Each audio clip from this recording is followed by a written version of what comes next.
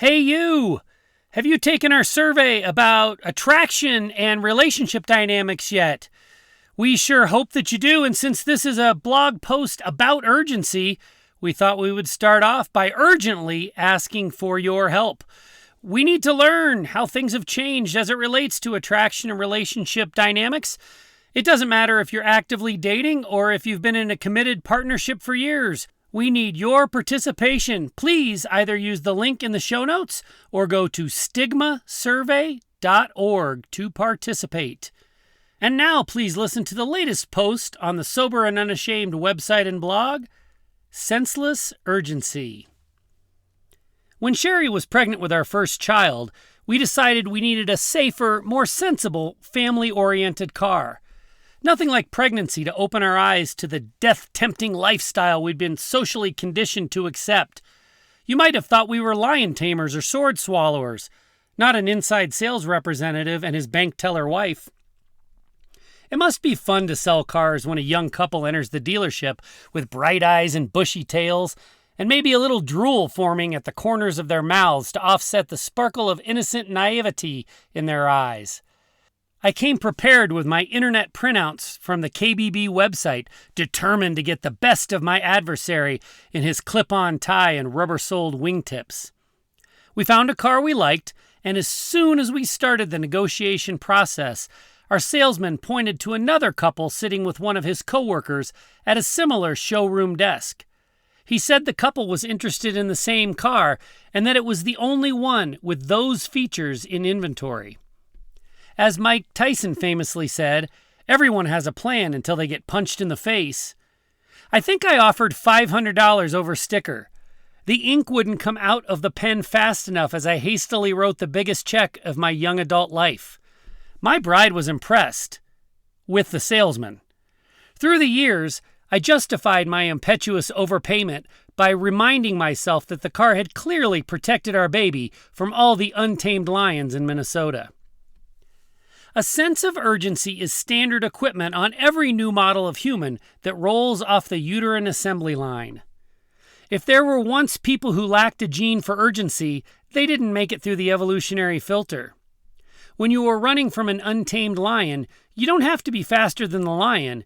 You only have to have a stronger sense of urgency than someone else who doesn't feel the need to run.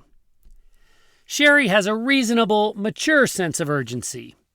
While on a walk over the weekend, our route included a long stretch of office buildings that were closed on Sunday, with one strip of restaurants that we assumed would be open. They were not. As soon as I pulled on the first locked door, Sheri's sense of urinary urgency kicked in. I consider Sheri's willingness to accept less than desirable toilet alternatives to be one of the top 10 things I most love about her. She once crouched next to the very car I overpaid for and whizzed on a gravel parking lot to avoid an unacceptably long bathroom line. So on Sunday, when we spotted a porta potty, I knew that crisis would, in fact, be averted. She might not be willing to sit in a disgusting portable toilet, but she holds her breath and hovers like a pro. I recently listened to a radio interview of a reporter who was embedded in a militarily active part of Ukraine. He reported on an interesting dynamic of humans experiencing years of war. He explained that when the incoming missile sirens go off at 4 a.m., people are to get out of bed and go to the underground train stations, the makeshift bomb shelters.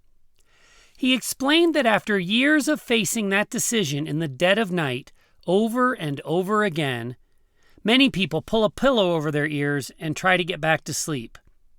How incredibly interesting that we humans can feel a greater sense of urgency about avoiding pee-soaked shorts than we feel about saving our own lives if the conditioning is sustained for long enough. It just shows that in order for us to experience anxiety and nervous system activation associated with our sense of urgency, it doesn't really matter what we feel urgently about. I have a tuned-up sense of urgency. I can get overamped about just about anything. A pebble stuck in the treads of our car tire that makes a little ticking sound as we drive along sends me into a panic. An unopened letter with an IRS regional office in the return address section of the envelope makes my pulse quicken. I pay her taxes in February every year because April feels risky, and I have a tire repair kit that I've used successfully half a dozen times. I have nothing about which to worry. But my worrier, my sense of urgency, is world class. Alcohol had a bidirectional impact on my sense of urgency. In the moment, nothing turned the urgent into something to be considered on another day, quite like a few drinks.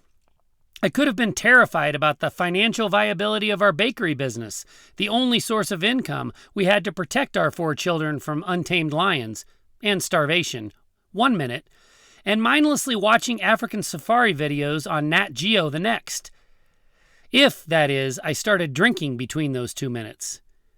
Alcoholics talk about not possessing an off switch for consumption once we start drinking.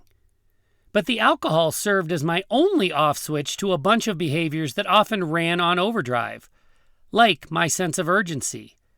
I said I was just going to relax and have a few drinks.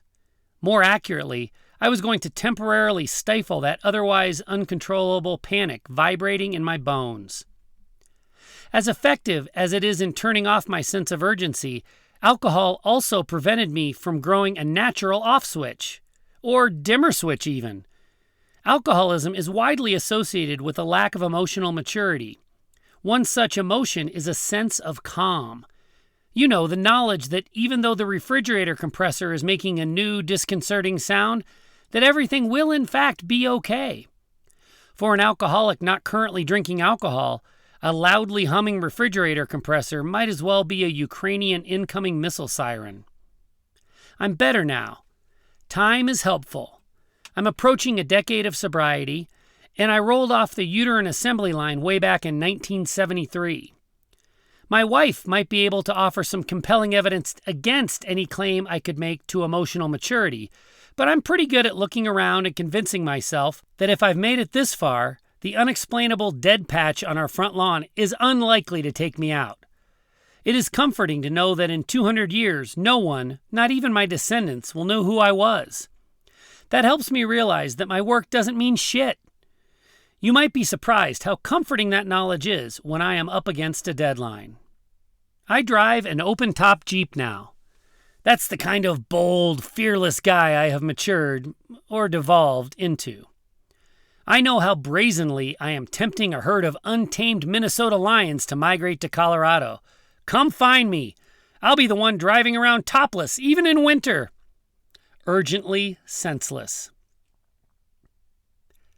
Thank you for listening to our latest blog post from the Sober and Unashamed website and blog. Now, please go take our survey about attraction and relationship dynamics. To take the survey, either use the link in the show notes or please go to stigmasurvey.org. Thank you for listening to the Untoxicated Podcast. You've got this, and we've got you.